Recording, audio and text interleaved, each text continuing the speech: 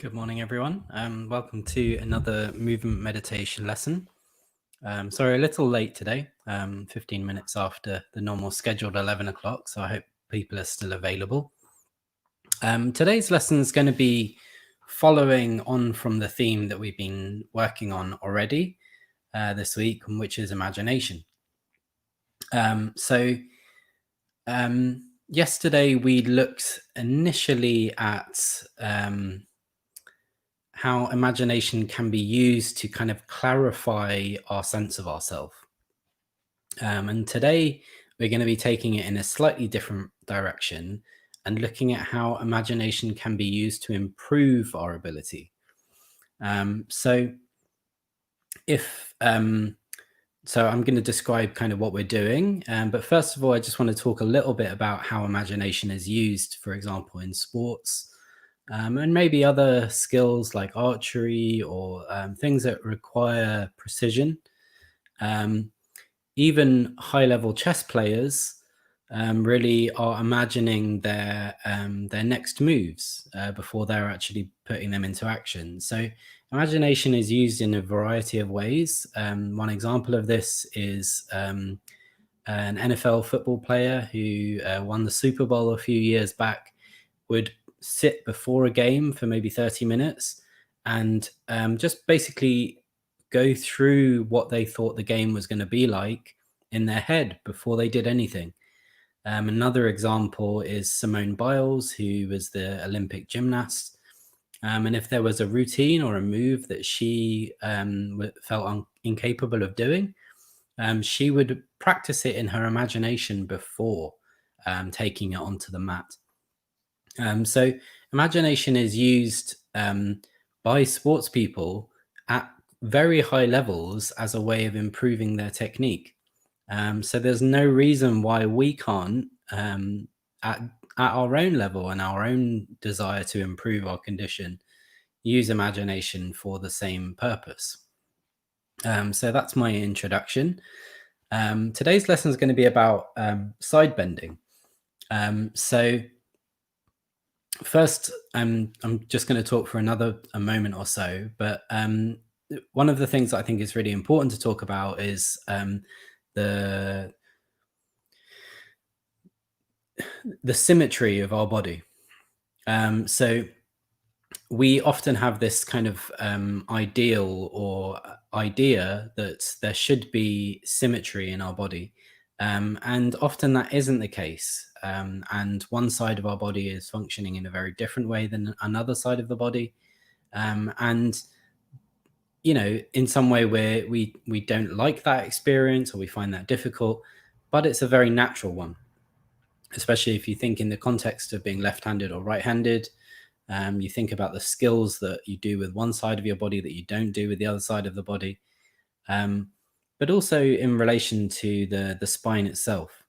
So in my own experience, having some lordosis and some scoliosis as well. So that's each of those is a particular kind of bending of the spine in specific directions. Today's lesson is going to look at how to move or mobilize the spine in side bending. And for some people, that might be a challenge. And for some people, bending in a specific direction may be a lot more difficult than bending in the other direction. So I just kind of want to say at the beginning of the lesson, really don't take it don't be hard on yourself. Take it at your own pace and be okay with there being differences between the two sides. Okay, so that's a lot of talking to introduce this. So what I'd like you to do to begin with is just place your right hand on the top of your head. Place your right hand on the top of your head. And very gently just take your head over to the right and back to the middle. And just notice how that feels as you do it the first time. How far it goes comfortably, whether you can keep breathing. Very slowly, very gently, taking your head over to the right and back to the middle. Just do it a few times, just to get an initial sense of how that feels. Bring your arm down. Take your left hand and place it on the top of your head, and do the same thing to the left. And just notice as you take your head to the left now, very slowly, very gently, how does it feel? Is it comfortable? Does it go the same amount as when you were bending to the right? Or is there a difference?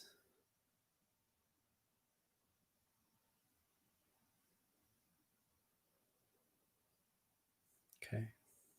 So hopefully you can feel if there is a difference between those two things.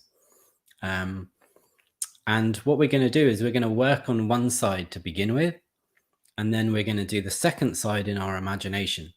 So we're going to utilize imagination in a different way than we did yesterday. And hopefully you can experience that actually through the use of imagination, we can improve the second side the same amount or maybe even more sometimes than the first side.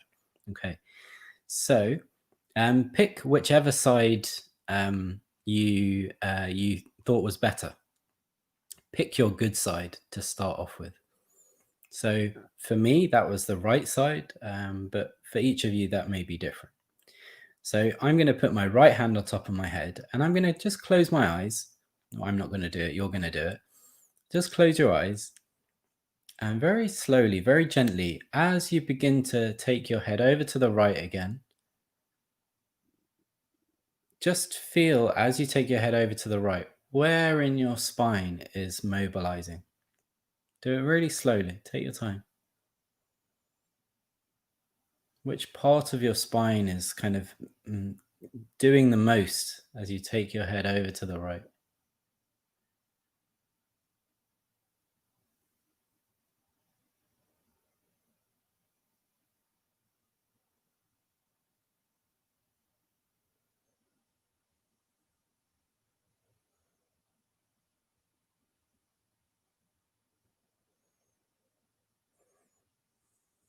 Good. And then just bring your hand down. Bring your hand down. And so if the head was going to the right, the middle of the body would need to be going to the left in some way to facilitate this movement.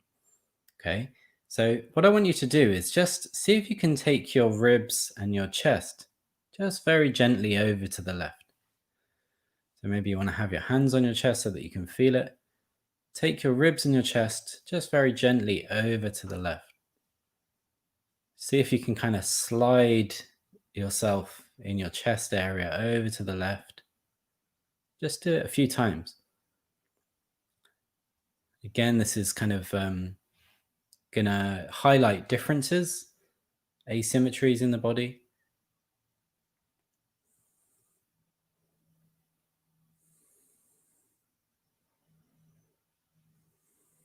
Good.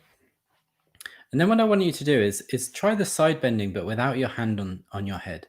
So close your eyes again and see as you take yourself over to the right now, if you can let the chest move over to the left. So that there's two things happening at the same time. The head's going in one direction and the chest's going in the other direction. So what we're doing is kind of bending. In order to bend, it's kind of like we need to get the thing that's needing to bend out of the way. So if that stays in exactly the same position, the range is going to be very limited. But if you can feel some degree of movement over to the left, your ability to side bend will be different. Okay, good. So take a little rest from that. Now what I want you to do is begin to transfer your weight over to the left side of your pelvis. Transfer your weight over to the left side of your pelvis. So another way of saying that would be lifting up the right side of the pelvis. So your two sitting bones are sitting on a chair, and in some way you're increasing the weight on the left side and decreasing the weight on the right side. And just notice that this is kind of initiating this bending movement from the other end of the spine. Do it very slowly, very comfortably.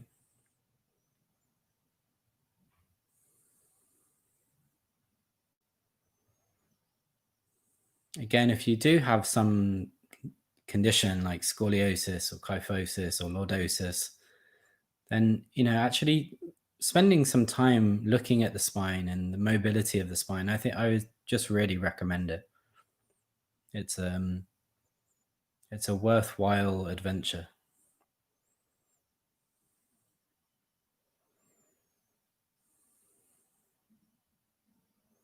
So notice as you take your pelvis over to the left and move more of your weight over to the left side of your body, does your weight go forwards on your pelvis or does it go backwards on the pelvis?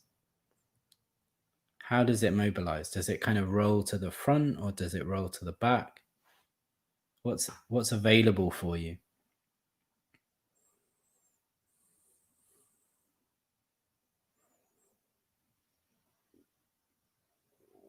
And notice as you roll your pelvis over to the left, is your chest also going to the left?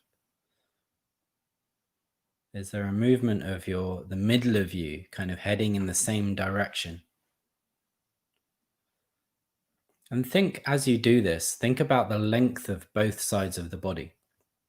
So as you take your weight over to the left side, as you bring more weight onto the left side of the pelvis, think about the length of the, how would you know if you had any of these conditions? I'll answer that in a second, Trudy. One sec. So think more about the length of the two sides of the body. So as you take your weight over to the left and your chest in some way moves over to the left to facilitate that, then the left side of the body is a different length than the right side of the body. And see if you can feel that. As you come back to the middle, see if you can feel that they equalize. And as you go out to the left, see if you can feel that one side feels longer and one side feels shorter. So Trudy, I would say that it's really good not to worry about it. I think everyone to a certain degree has a degree of asymmetry in the spine. I think it's the best way to describe it. And also we have some funny ideas about what good posture is.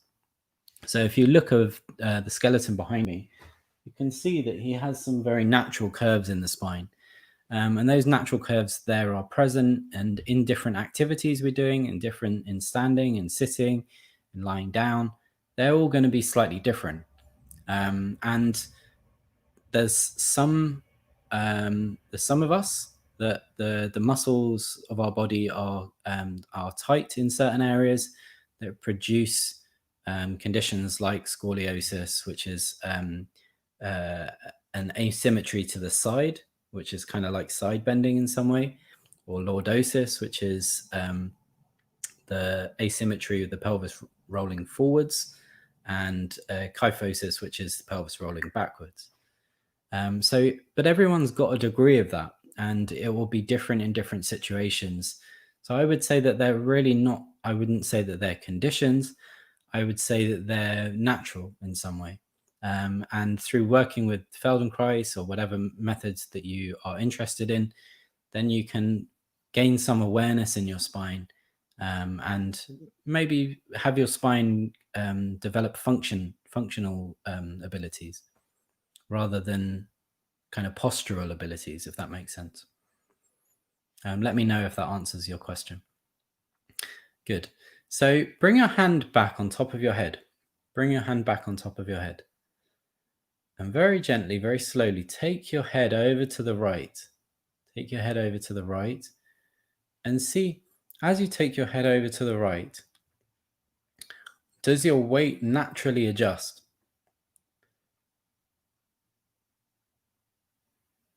As you take your head to the right, does your weight naturally adjust so that the more of your weight is over onto the left side of the pelvis? Does the chest go left slightly? So that what's happening is that it's not just a movement like here to the top of my spine.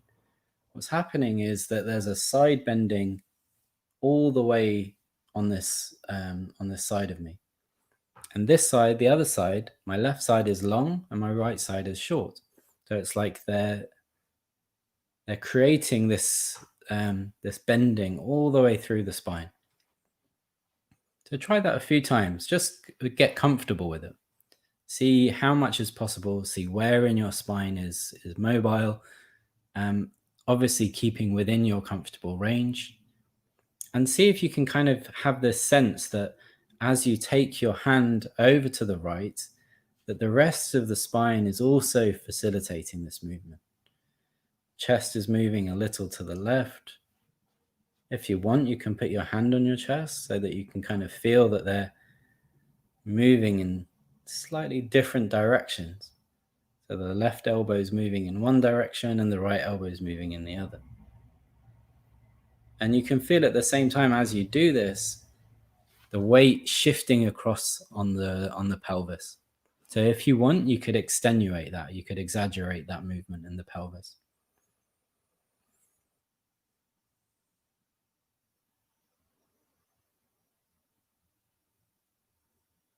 Good. So it's difficult with movements like this because I can't see you. I can't see how you're doing it, and I can't kind of judge my pace on the people in front of me. So I'm going to assume that that's enough of that movement on that side. And then just come back to the middle, sit in the middle, and just notice any difference you feel between the right side of your body and the left side of your body. Can you feel a length or a stability, or can you feel any sort of sensorial differences between one side of your body and the other after doing that?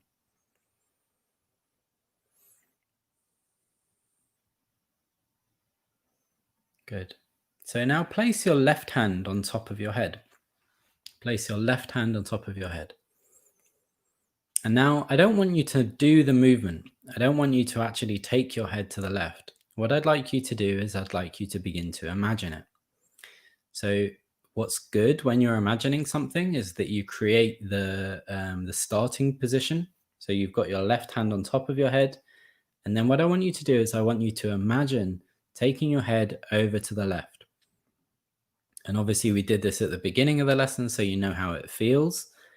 But as you begin to imagine taking your head over to the left, see if you can imagine in detail how the neck and the head, what trajectory they would take, what direction the face would look in, what direction the elbow would head in. And also when you're coming back, imagine the pathway back. So imagine sort of the spine, at the top of the spine, coming off this middle position, bending over to the left. And then when it gets to a comfortable place, and this is something that you can still judge in your imagination, where is comfortable, then bring it back to the middle and pay attention to the bringing back to the middle process as well. So this is just in your imagination now. We're not actually doing the movement anymore.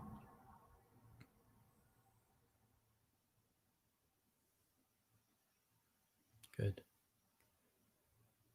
So do it a few more times in your imagination.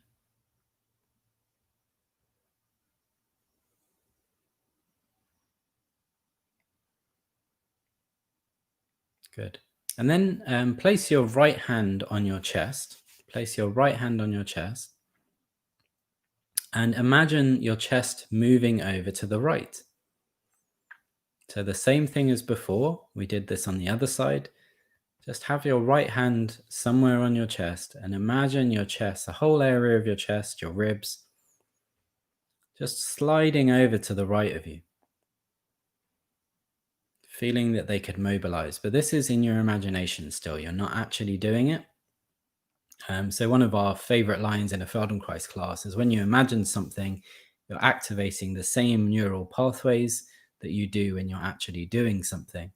So in some way, through imagining, we can actually improve. We can develop the neural circuitry responsible for that specific action that we're trying to improve. So that there's some actual real kind of causal science to the process of imagination.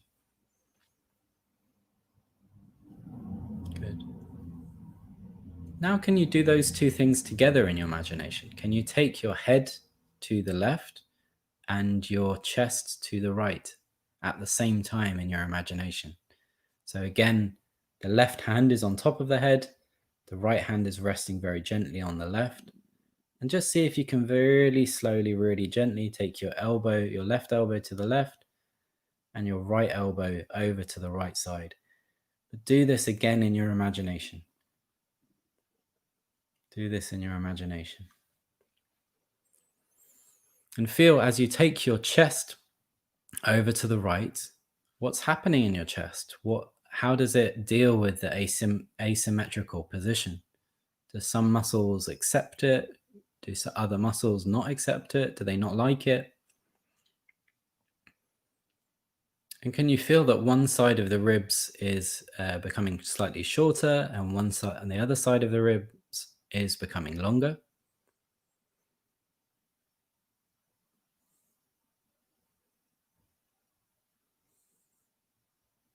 Can you notice your breathing as you imagine it?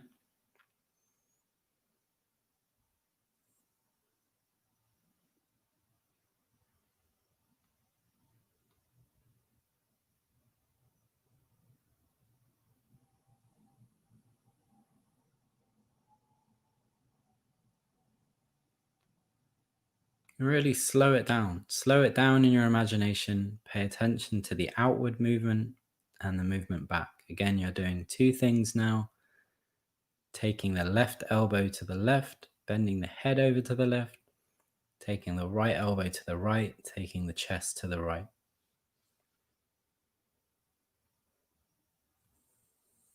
Good.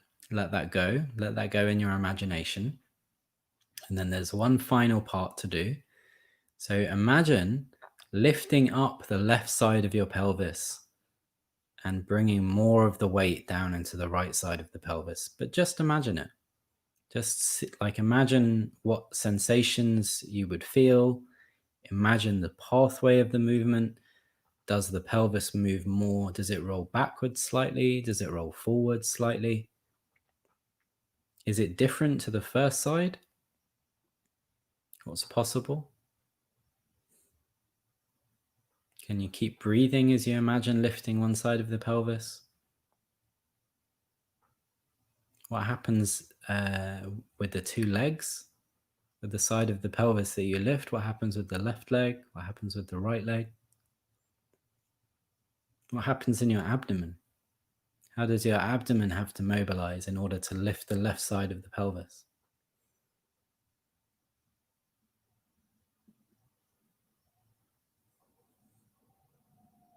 Good. Now see if you can combine the three parts. Put your left hand on top of your head, your right hand on your chest, and see if you can imagine taking all those three things together or doing all those three things together. So the head is heading in the direction of the left, chest is heading in the direction of the right, the left side of the pelvis is lifting up. But this is all still in your imagination. And see if you can imagine that one side of your body is becoming shorter, is contracting, and the other side of the body is expanding, is lengthening. And this is like a global movement spread throughout the whole length of your spine, so no part of your spine is not included.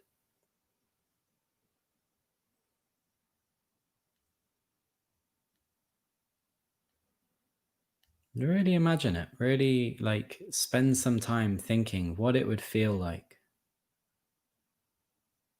What parts of my spine would I feel most mobilizing? Which parts of my spine would feel less mobile, maybe?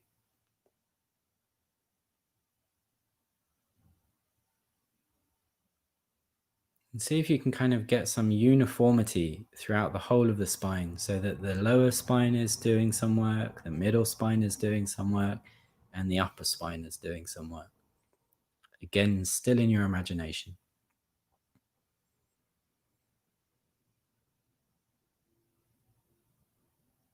Good. Let that go. Let that go. Place your right hand on your head. Place your right hand on your head, your left hand on your chest, And just go back to doing this movement on the other side, taking the head to the right, lifting up the right side of the pelvis, and seeing how this side feels. And once you've done it a couple of times and you can feel how that side feels, swap over, go back to the side that we were just imagining, put your left hand on top of your head, your right hand on your chest, and make this movement over to the left now. Side bending over to the left, and see how it feels. And has it in some way, or does it feel better than the right side? Is there some sense of skill that's developed on the left that didn't develop on the right? Maybe because we increased the detail a little bit and we spent a bit of time subtly imagining the process. So it may be that it didn't improve more than the first side. It may be that it felt equal, or it may be that actually it felt better. But hopefully what you can feel from that is just through the act of imagining, we can really, in some way, kind of like heighten our senses, heighten our sense of ourselves as we're doing something or as we're preparing to do something. And in some way, that's a really effective way of improving. So yeah, I hope you enjoyed that lesson. It's an interesting one. And maybe if you wanted to, you could always do the lesson in reverse. If you wanted to do it again, you could try kind of going the other way to see any effect you would feel the other way. So thank you for watching. We'll be back with another lesson tomorrow. And I'm thinking that I'm going to do something with the feet and imagination tomorrow, but I haven't decided exactly what. So stay tuned for that. That will be again 11 o'clock in the morning. Then what else is coming up? So what I'm thinking about with my Saturday classes, I'm thinking that actually it's going to make more sense in the long run if I change those into workshops. So if anyone is interested in doing a slightly longer workshop that would be, for example, 2 or 2.5 or 3 hours on a Saturday once a month, it would be great for me to kind of gauge people's interest. I will be putting up a post about it. But in some way, I think because I already have a regular Monday evening class, and I wonder if people would be more interested in a slightly longer chunk lesson on a Saturday once a month. So yeah, if you're interested, let me know. And I will be teaching a Qigong and Tai Chi class on Sunday morning, 9:45 till 11. My regular Feldenkrais class on a Monday evening. These classes are, I don't know after next week what I'm going to do exactly, but I will definitely keep you all informed. And yeah, I will see you tomorrow at 11. Okay, thanks for watching. Take care. Bye.